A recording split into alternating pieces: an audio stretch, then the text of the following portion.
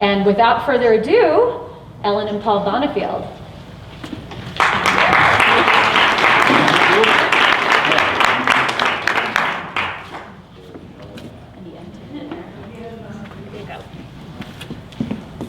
Now I'm going to get started off. In the 1970s, Ellen and I wrote a book called Coal, the Cream of Broward County. In it is a broad-based book. It covers the whole social economic period of the time. There's a good many different things now. Because of changes in publications, now it was accepted for publication by the School of Mines Press, but then changes and it shut it down, so we did not get it published. Well, then this last year, the Tread of the Pioneers has made it available, and if anybody wants to look at them, it's available. It's also a copy of it is some of the stuff over here. Now, it covers a good many different areas, and I suggest if you have any kind of desire of history of the area, look at the table of contents. Also look at the bibliography and the material that's there, because it's the only thing that you will find on it. Now, as far as for tonight's presentation, and I'm going to be quiet here just a minute, as Todd Hoboon just said a while ago, as I'm not going to give it, he said, well, at least if Ellen's got it, it'll be accurate. So she's going to read the material that comes from that document, so you have some idea of what is in the book. Now, it's well worth your time to look at. So, Ellen, be accurate.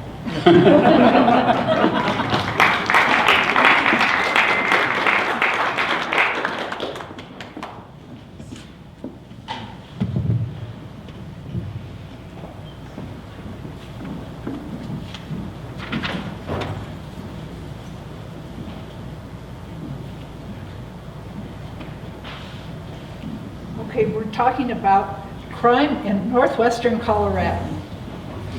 Crime in the West is often glorified with heroic tales. Am I going to have to give you good? I guess I'm going to move it. There you go.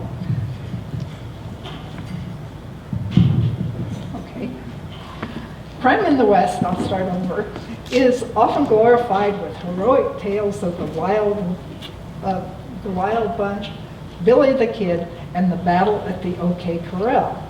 Dime novels and Hollywood movies have added to the brilliant era of crime in the West. In reality, the number and types of crimes in northwestern Colorado between 1900 and 1930 were tragic. As we talk about crime in northwestern Colorado and coal mines, keep in mind that many miners owned farms and ranches. They worked in the mines during the winter when the weather prevented them from raising their crops and hay. The burden of the livestock care fell to their wives and children. Now, some names in these stories have been omitted or changed to protect the guilty and the innocent. John F. Clark and a neighboring rancher, Ed, longtime settlers in the upper Egeria Creek, had been fighting several years. In the winter of 1905, two of Clark's children went to Ed's ranch to rescue their wayward calf that had crawled through the fence onto Ed's property. Meanwhile, John took his rifle and started checking his trap line along Egeria Creek. The boys found the calf and returned safely home. Meanwhile, Ed, returning to his house from the barn, saw the boys and their calf on his property. He told his wife he would put a stop to that nonsense. Saddling his horse, he rode to Clark's place. Now, Ed was a hard man, beat his wife, and made unreasonable demands of her. Mrs. Clark befriended the poor woman. Finally, having enough, Ed's wife left her husband. She went to Clark's home where they protected her until she obtained a divorce. Although time passed and Ed remarried, he never forgave his neighbors. In public, he, big in stature, belittled Clark, a physically small man. On that fateful day, Ed rode for the boys, but spotted Clark first along the creek, checking his traps. Riding up to him, Ed threatened to beat Clark. The argument resulted in Clark shooting Ed. Clark immediately went to Yampa and gave himself up to the law. After a long legal process, Clark was acquitted, but the stigma of neighbor killing neighbor was not easily set aside. Eventually, Clark sold his ranch on Egeria Creek and moved to Hayden, where the family became one of the most respected. David H. Moffat's Denver, Northwestern, and Pacific Railroad arrived in Oak Creek in 1909. This provided access for reliable passenger transportation, better and larger deliveries of merchandise, and an expanded coal market for the coal from the many mines opening in the area. From its beginnings, Oak Creek's reputation as a wide-open town attracted gamblers, prostitutes, and other nefarious citizens. The railroads also aided and abetted, often unwittingly, criminal elements, easy access and exit from northwestern Colorado. Edward S. McKinley, Jr., superintendent of the McKinley Mine, represents the split allegiances of Oak Creek citizens. He ran for mayor, but was narrowly defeated. He genuinely wanted to improve his town, yet was not above taking advantage the political position offered, nor did he fully recognize the personal dangers. One day in 1911, he walked into the Yampa Valley mine to inspect some deeper workings in a remote section. On his return to the surface, he saw a string of mine cars rushing at him. McKinley tried to press against the rib, but found it too narrow. He turned and attempted to outrun the cars. He slipped and the cars ran over him. Rescued and placed on a special train to Denver, McKinley died at Yarmany, east of State Bridge. It was never explained why nor how the mine cars broke loose. You can perhaps imagine on that.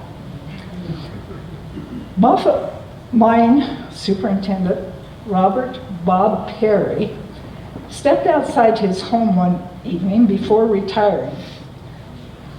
It was actually on October 5th, 1916. Suddenly, two armed Greek miners confronted him, searched his house for guns and money, then marched him up the hill behind the mine property. George Castiganas and Jim Cargonas forced Perry to write a $15,000 ransom note to his father, Samuel Perry, principal owner of the Moffat Mine. Then they tied him to prevent his escape. Samuel's reply was not long returning. He organized some detectives and took a special train to Oak Creek.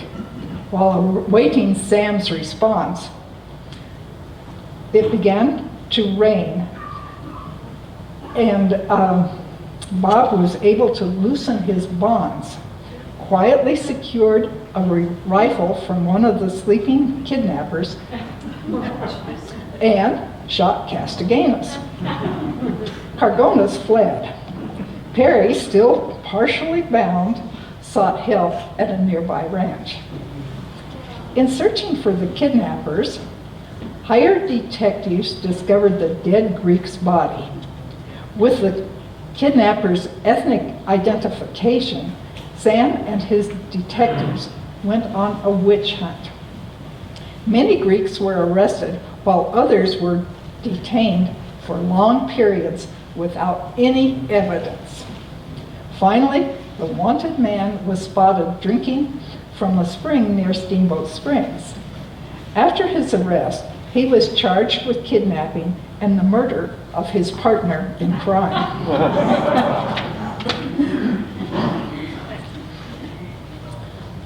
Back to the homesteaders. July 4th in 1916, many residents gathered for a community picnic on Morrison Creek. Instead of attending the picnic, Alfred Todd decided to go fishing. He was along the creek catching grasshoppers when his neighbor, Jake Oxter, walked up and shot him. Oxter then headed for Oak Creek. As Todd drug himself toward home, he called for help. Someone from the picnic heard his anguished call, went to his house, and found the critically injured man. Todd was loaded into an old car and headed for town. He died on the way. There never was a good explanation for the murder. All anyone would say was there had been trouble between the men for a long time. A different sort of tragedy happened in Morrison Creek that involved the elderly, deranged mother of one homesteader. The family built a very small one-room shack near the main house where the mother was locked in. Fed and watered like an animal, she spent her remaining life in filth and solitary confinement. On Elk River, north of Steamboat Springs, Paul A. Clutter's wife, Minnie, worked for O.P. Grant. Now, Clutter, a Missourian transplant with 13 children, desperately needed the wages his wife earned. Grant cheated Minnie on her wages, so Paul went to Grant's house to collect the money. Grant and Walter Miller met Clutter and they argued. During the heated quarrel, Grant and Miller shot Clutter to death. The killers were later tried, but since Grant and Miller were of superior social standing, the punishment was agreeable. Another family tried to make a living dry land farming and working in the coal mines in the dry and open area of 20 Mile Park. Oleg, the husband, suspected his wife was having an affair with Jim Johns. One day, when Johns started toward the house, Oleg stepped out onto the front porch with a rifle and told Johns to stop or he would kill him. Being old friends and thinking Oleg was joking, Johns continued walking toward the house. Oleg immediately shot him. They later acquitted the gunman. Justice was hard to come by sometimes. Mila Borich's murder was tragic and not a bit romantic. Her husband, Dan, beat her badly, and she had called the law for protection. The justice of the peace sentenced Dan to 3 months in the county jail. The county, not wanting to pay the cost of keeping him jailed, arranged for Borich's release to work in the Oak Creek mines. He moved into a rooming house near his home. One afternoon, Borich came out of the mine early and turned toward town. He met his wife and Joe Kiesel walking together near present-day Decker Park in Oak Creek. Kiesel had recently sold Mila a cow and was delivering it to the Borich home. Borich demanded money from his wife. She refused. He took out his pocket knife and began stabbing her. Joe Kiesel tried to stop the attack, but Borich stabbed him several times. Kiesel later died from his wounds. Borich then cut his wife's throat. Borich's 7-year-old daughter witnessed the entire crime. He was found guilty of murder and executed. The daughter, now bereft of both mother and father, fended for herself until Milla's insurance money arrived. Private institutions cared for her until the insurance money ran out.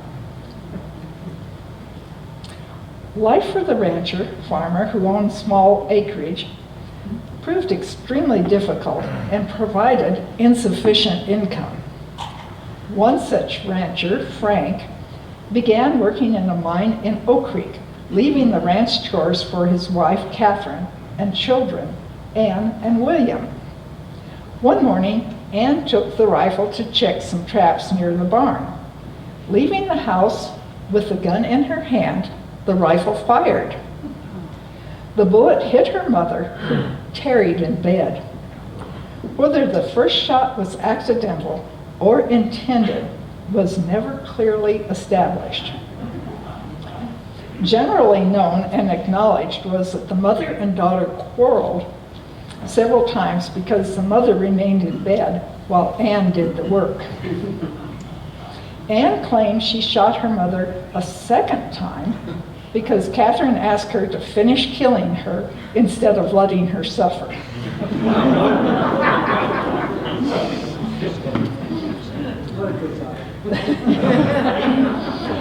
The body was taken to the barnyard and hidden in a manure pile.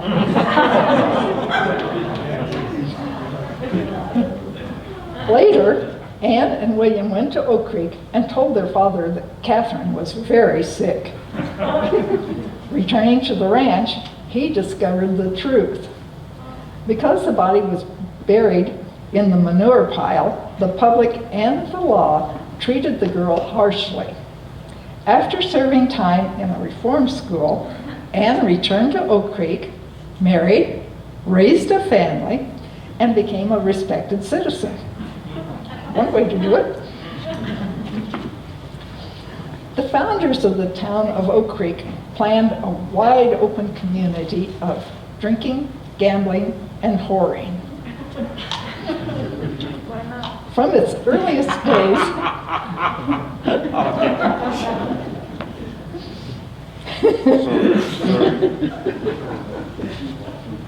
well, they had wanted their entertainment. From the earliest days, the community lived up to its founders' intentions. Often, this led to tragic results. Mary Smith, working in Reedy's house of ill repute in 1915, worked in Reedy's house of ill repute in 1915.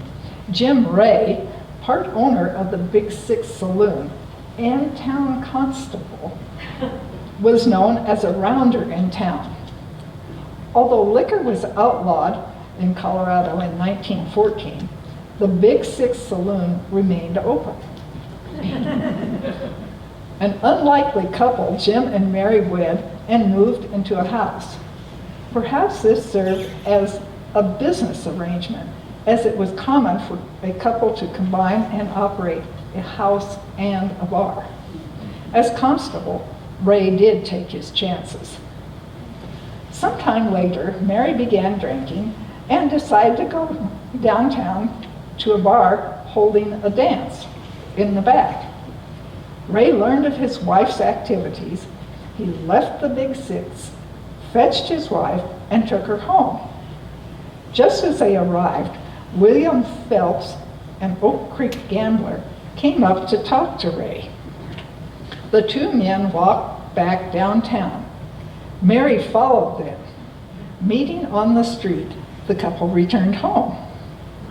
Once in the house, they began a low-toned argument to avoid waking two men sleeping in the living room.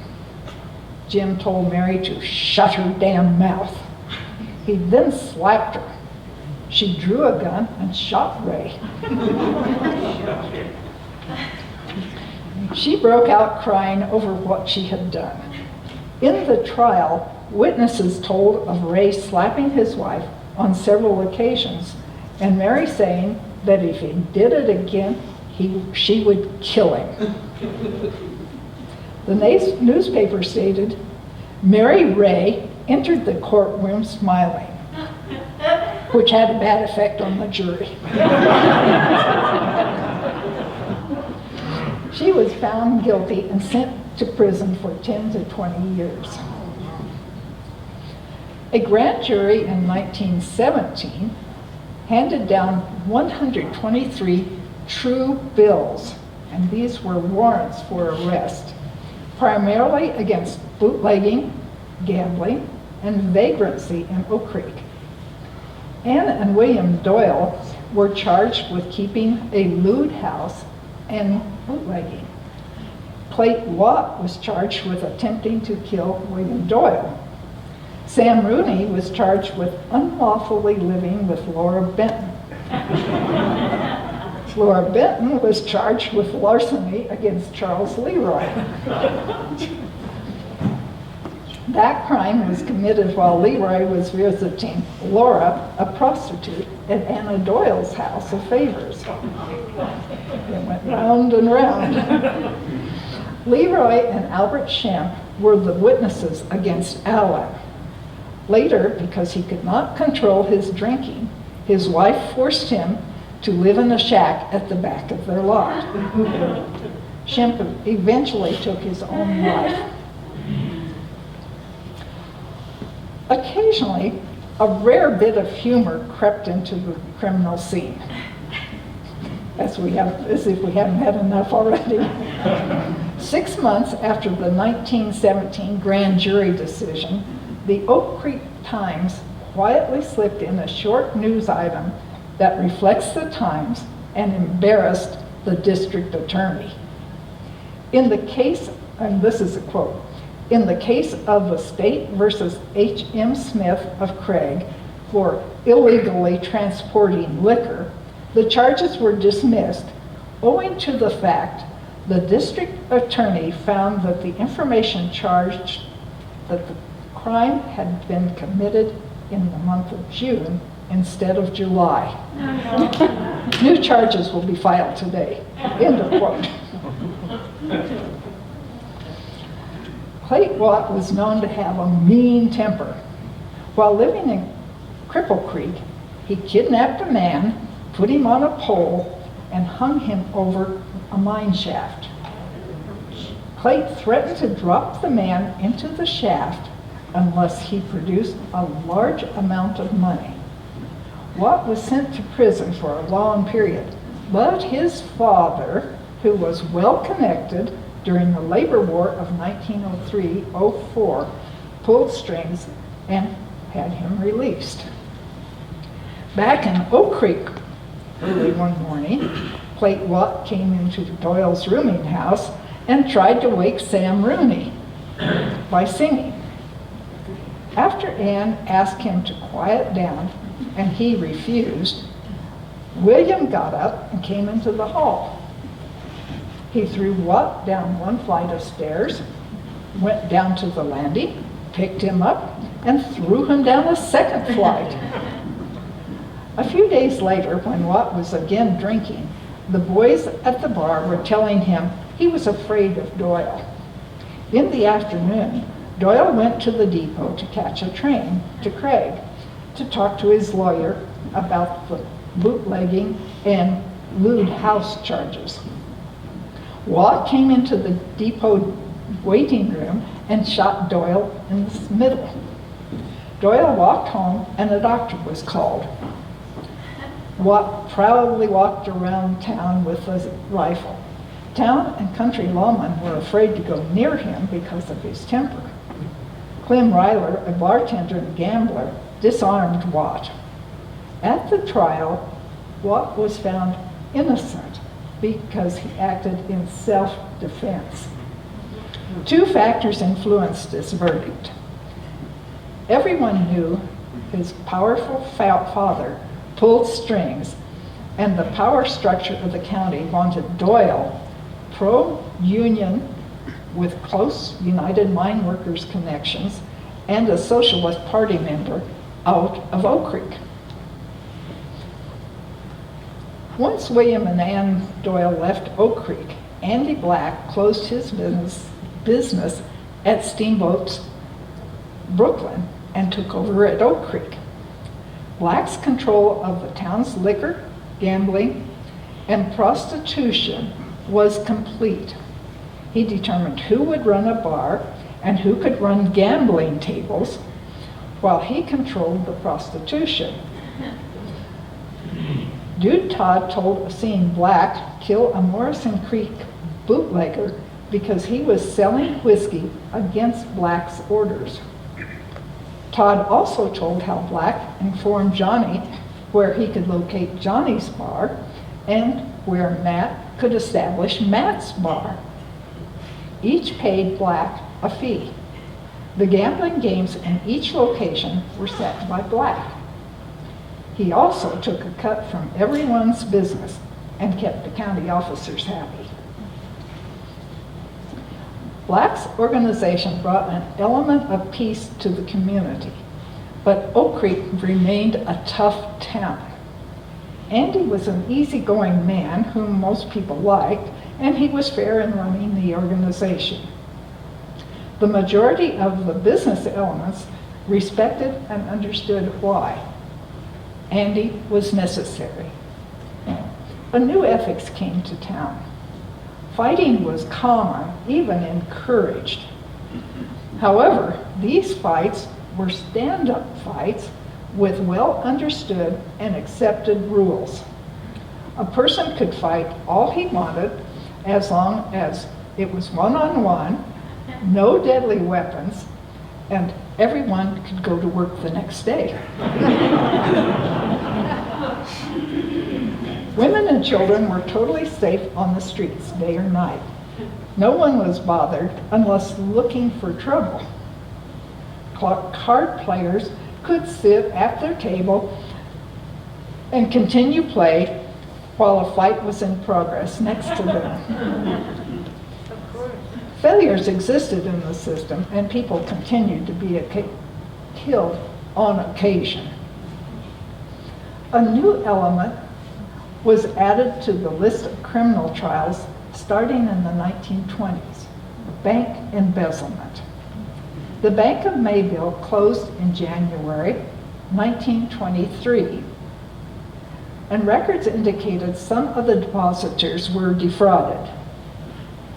Charges were made, but in the trial, the offenders were released and the banks in Craig took control of affairs. The next year, the First State Bank of Baggs, Wyoming failed, and L.B. Maupin faced charges of embezzlement of $108,000. He was found guilty.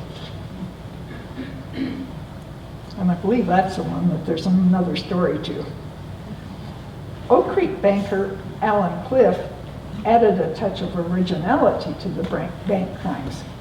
He took $25,000 from the bank, picked up an 18-year-old girl, and headed for California. After a time, he called his wife and told her to go to the bank, open a certain safe deposit box, and act on the paper she found. She learned all about the shortages and how they were taken. Mortified, she also learned how long he had been keeping company with other ladies. He gave himself up when ready and returned to Colorado for trial. The wife and father-in-law were forced to make up for his losses. These were the first of many bank closings. The majority of the Colorado banks that closed during the 1920s and the Great Depression were as much victims of mismanagement and fraud as they were of failed economic conditions. Ordinary friends and neighbors continued to struggle and search for ways to survive. Les Eggleston's solution to his circumstances reflects both desperation and creativity. He stole a team, bedding, guns, and a cart from his employer, then drove off a short distance and pitched camp. When Judge Herrick asked him why he stole the articles, Eggleston replied, "I was working 16 hours a day for board and figured I could do that well in Canyon City." He went to prison for 2 years. As the nation slipped deeper into the Depression, the pattern of crime and law enforcement changed again. In Routt County in 1931, there were 5 arrests for burglary, 1 for a confidence game, 1 for larceny of livestock, 6 for grand larceny, 1 for rape, 1 for possession of a still, 2 for assault and battery, 3 for general larceny, 2 for juvenile delinquency, 1 for possession of liquor, and 1 for game law violation. Obviously, the county and state lawmen were looking the other way from the wide open drinking, gambling, and prostitution of Oak Creek. And they continued to look the other way until the early 1950s. And now then, Paul is going to answer any questions that you have. Thank you. Remember, this was a joint venture. And we can tell you all sorts of stories about doing it too.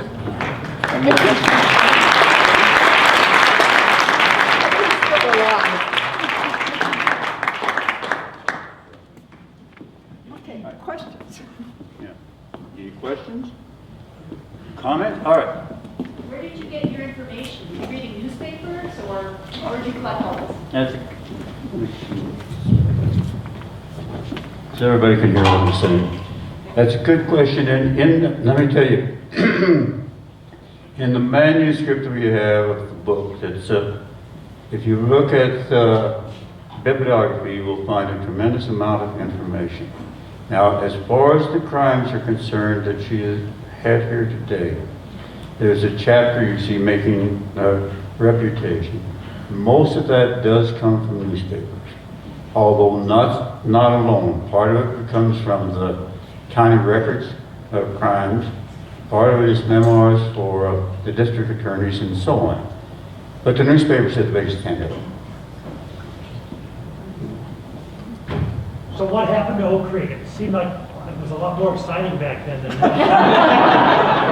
What happened to Oak Creek? Yeah. Was there are 2 things that happened. You see, natural gas took over for the domestic coal and railroads, and the mines went broke in 1950.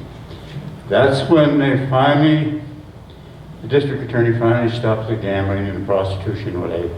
This town came virtually to dying, and that's essentially what happened. If you looked at the county, and especially South Route, during the 50s, it was more of a depression era than it was during the 1930s. Look at across the county now, not just with Oak Creek itself. Now, Harris died, which was the largest town, or one of the largest towns, and there were all of the company towns other than that were around Oak Creek, the satellite. There was the one at Haybro, the one at Harris, the one at Pinnacle, and several others that just simply disappeared totally, even taking the houses away. During the 50s, now they didn't have the same welfare program they have today, but during the 50s, there were more commodities given per capita in Oak Creek than any place else in the state. But also, you see Trinidad and Walsenburg and the area where the Marshall Mine is at in Louisville and all of that, that burned, all of those took that beating, and that's what killed it all. Other question? Julia. Was there, of all these people that committed these crimes, are there any, like, living relatives that you were able to talk to or that are still in Oak Creek? Now, people that we talked to that were involved in it then, now, most of them are gone now. However, during the 70s and the early 80s, Ellen and I interviewed quite a few people that were there. Duke Todd is one of them, and he was very much involved in the politics and everything else in Oak Creek. And he's on CDs, and you can listen to those. I think there's 4 of them. And go to the Crossing Building in Yampa, where the Yampa Historical Society is, and those are available. There's also, not only is it a crime, we see Carl Steele, who had Apex Mine and some of those, his interview is there putting in the Apex Mine. And I can't recall right offhand, but there are several of those that we did interview. But of those people that were actively in part of Oak Creek at the time, I don't think there's anybody else still alive. I think when Punchy George passed away, and that was probably the last one. Do you have a sense of what the population of Greater Oak Creek was in the 19-teens? And also, a second question is, do you have any sense of whether the crimes described in Oak Creek were emblematic of similar mining towns across the West? All right, there's 2 things with it.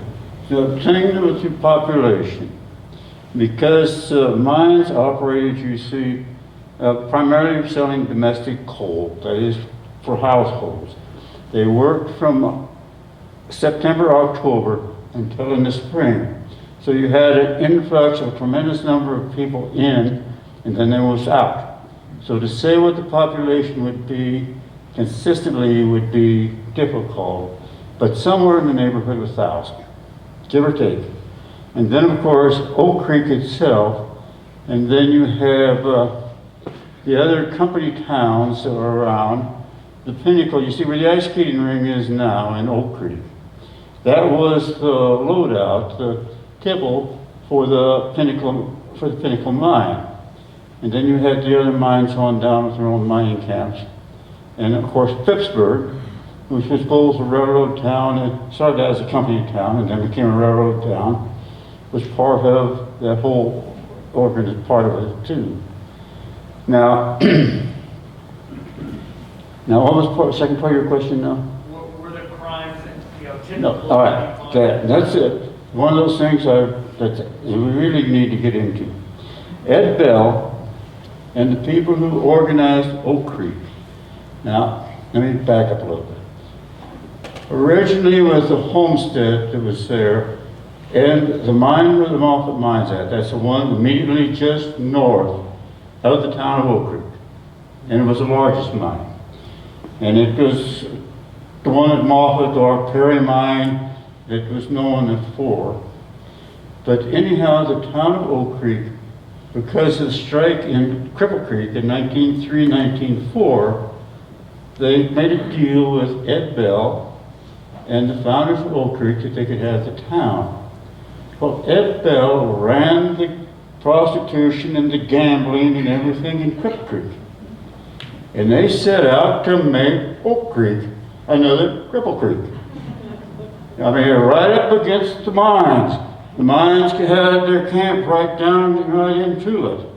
The original boundary line of the town of Oak Creek was at Bell's Avenue, which is right there by the post office. It goes up the hill. Well, outside of that was where a lot of the cribs were at, 3rd edition. The mine was at for the loadout for the Pinnacle mine, and it was wide open. That's what they set out to do. That was the corruption that McKinley tried to clean up when he wound up getting ran over by the mine cars, because he was going to clean them up. And originally in Oak Creek, you see, from the town, Bell, Ed Bell, and then Sam Bell, his brother, that was the town. they were going to charge the railroad to get through there, and there was a lot of hard feelings. The railroad would not build or would not stop a train in Oak Creek until they put a post office there, and they had to. The reason Pittsburgh exists is because the Moffett Mine wanted a company town to keep their miners at Pittsburgh because they couldn't keep them in Oak Creek. So it made a train go back and forth through it, so it becomes a railroad town and a mine town until 1912. Moffett goes broke in 1911, and so 1912 they sell and it becomes a county town and private property. But that was the company town for them. It was the conflict, it was born conflict. That's what it tended to be. There was we didn't have it here, but there is a story the newspaper carried about one guy who gets drunk, and him and his friend got in a fight. So he tries to shoot his friend. Well, then he went home. It was so damn much fun shooting at people. He just opened up his door, and anybody came by, he shot at him. You know, it's a sporting event. This was Oak Creek. You know, this was a town. Duke Todd used to say about Oak Creek that the people were proud, you see, that you could get off a train, you know, for the toughest people you wanted to, get off the train just as the sun was setting.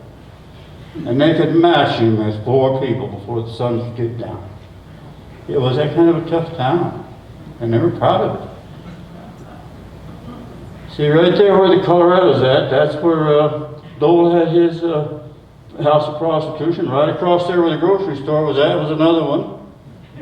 And then they had the one just across the street from the post office.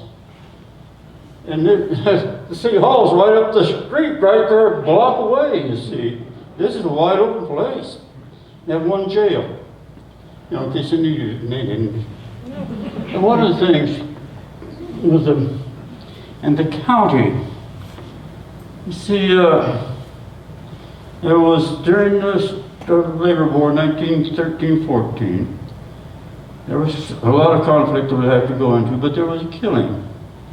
But 2 of the people that were charged with the murder were brought down here, and the witnesses were for them, but they were brought down to the Steamboat and set in jail. Well, one of them received a backdoor pardon. That is, they just let him out, he caught the train and was gone. There is no record of it.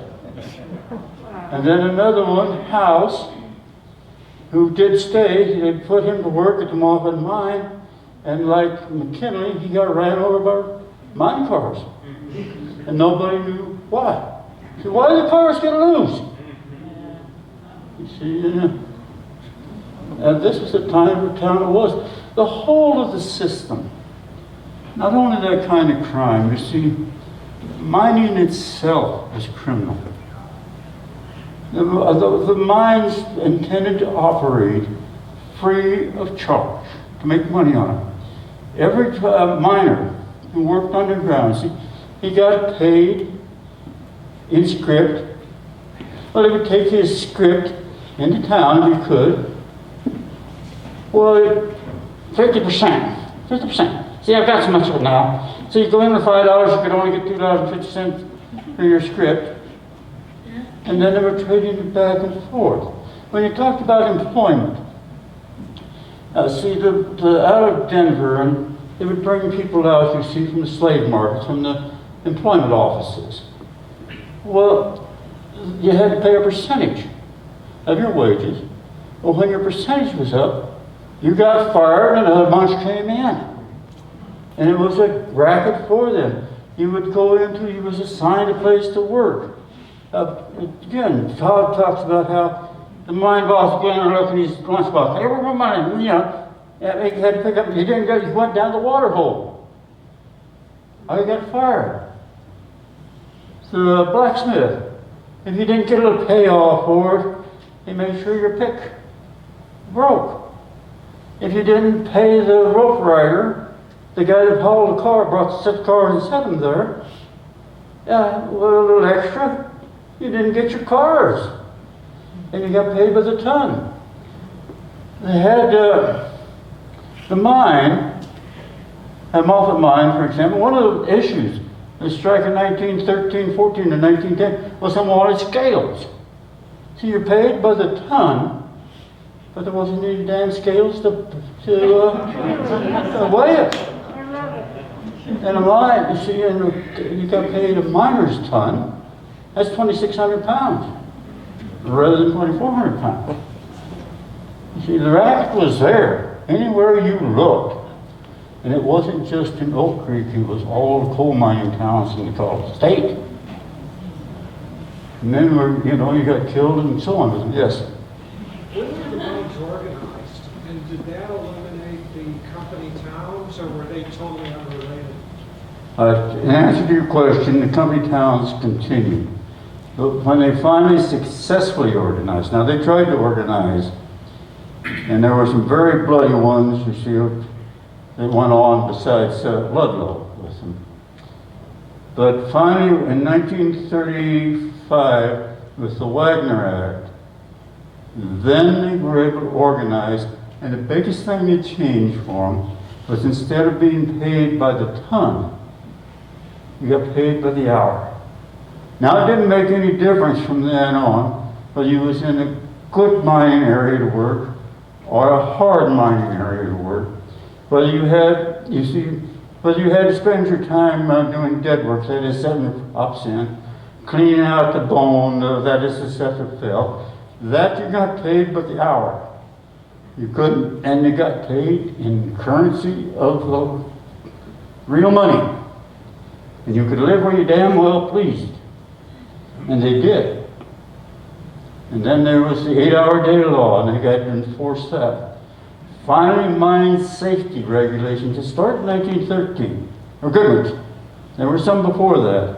But finally in 1913, well, finally by the end of the 1930s, they started enforcing them. So you weren't just killing men and forgetting about it. So it became a whole different world. The mines, you see, all of the mining companies, they're coal mining areas.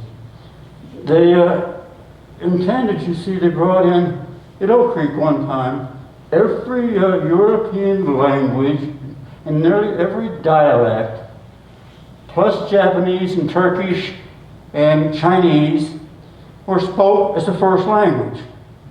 All those cultures and things were in the town, around the mines with them, because they brought in, the mine companies deliberately brought in people who had conflict between each other that had gone on for centuries in order to keep from having organization and cooperation together. There was a large population of Japanese that worked at the Moffett Mine and at the Keystone Mine. And they literally got the shit to them during World War II.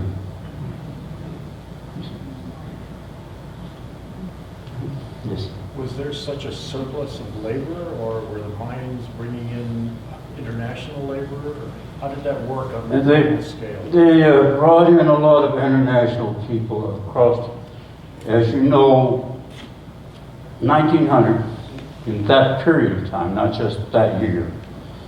There was a tremendous amount of immigration from Italy and Central Europe coming into the United States. And they were being recruited. They were sending them over and keeping them coming in large numbers. Because there were people come here expecting a much better deal than what they received. Would native-born Americans do the work at that time? Oh yes, and there were native-born Americans working in the mines. Drew Todd was one. So there was both of us there. The Steels.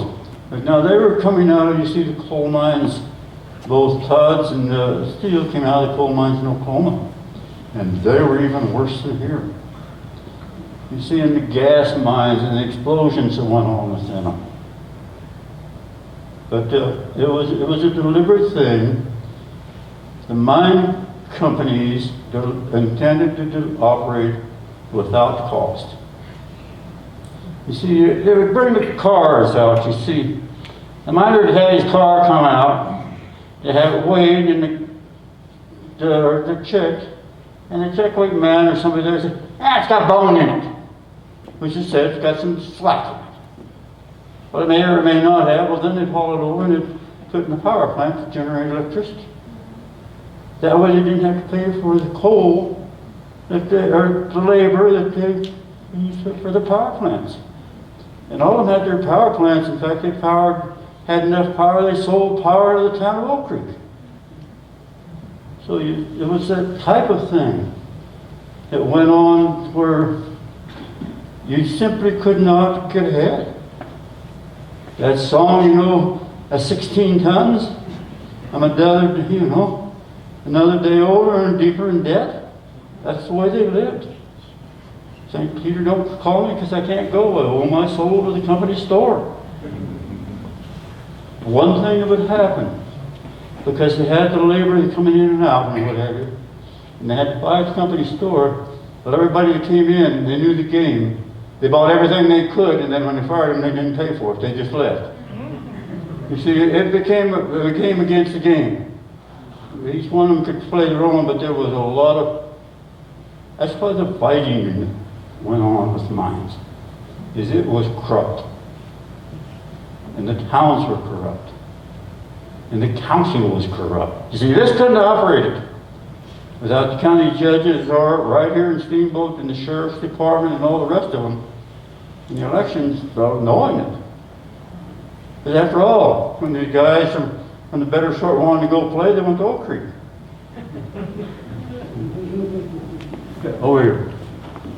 I was wondering about the conflicts between white and black and Japanese and that kind of. What was that now?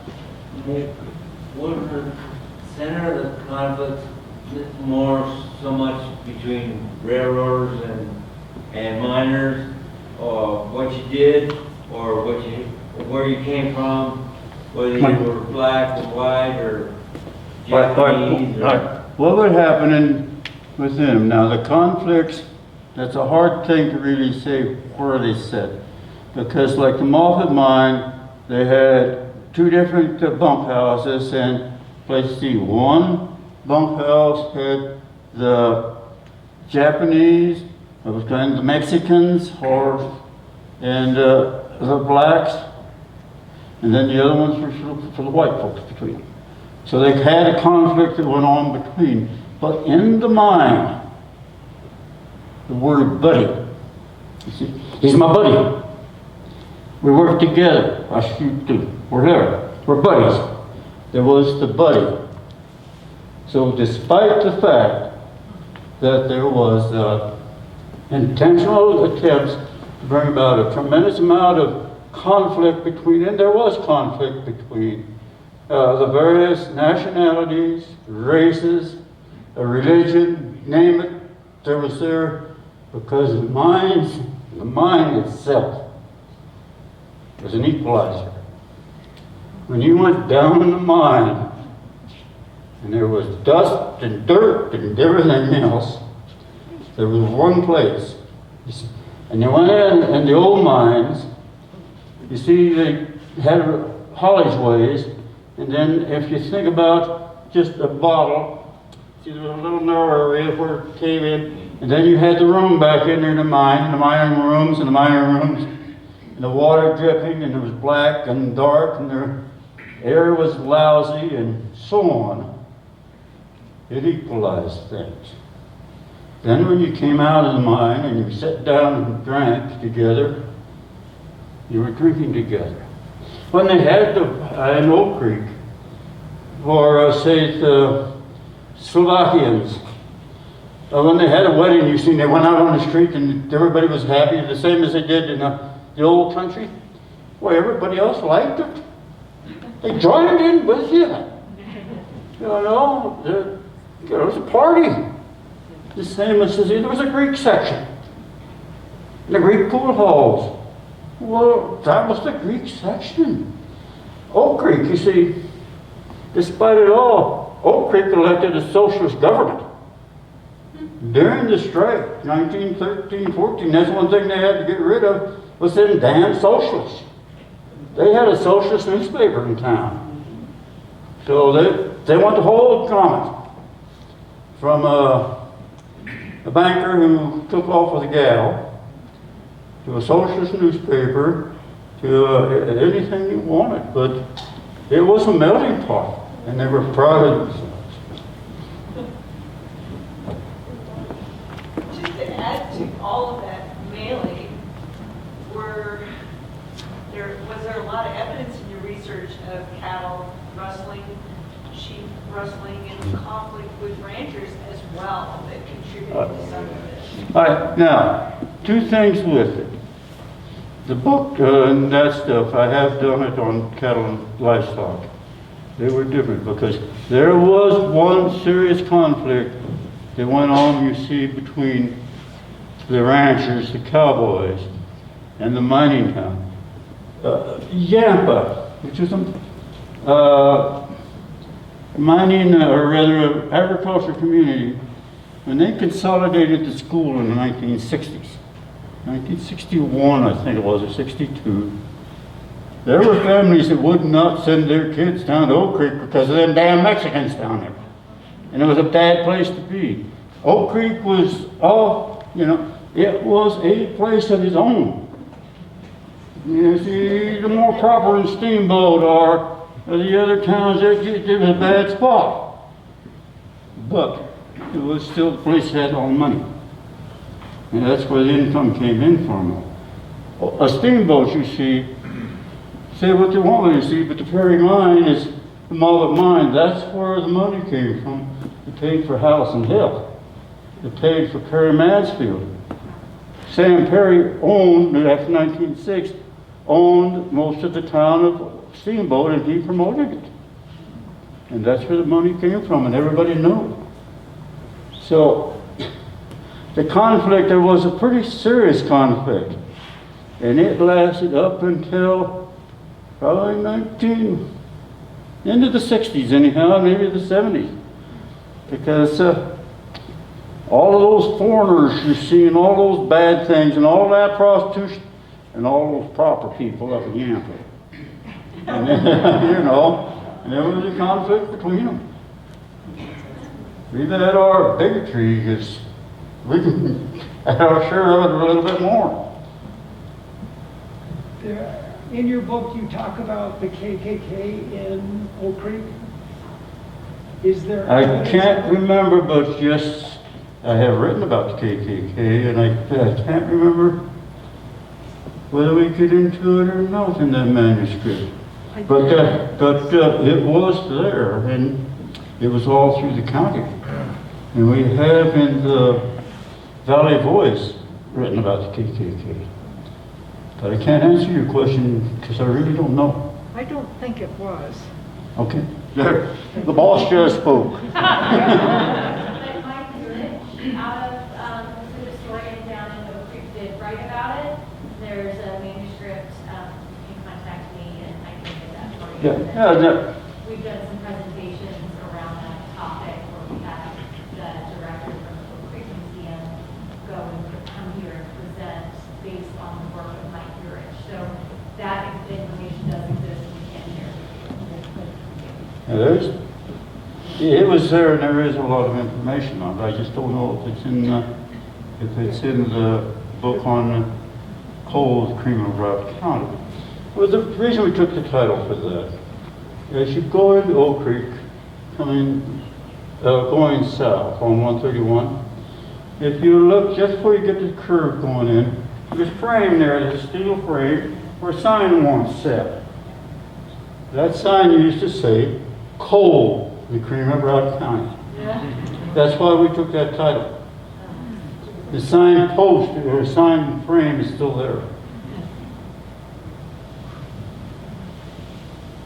Any other question? I'm sorry?